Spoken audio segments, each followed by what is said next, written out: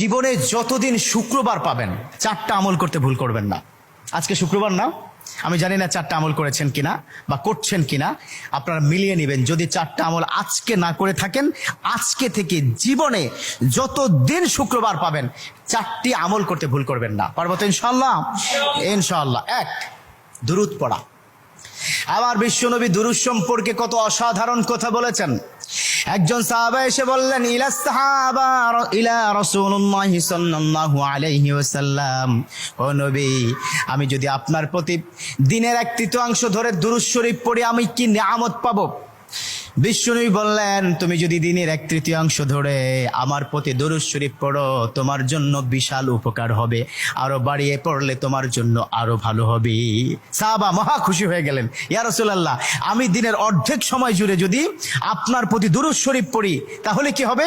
বিশ্বনবী বললেন, এটা বিশাল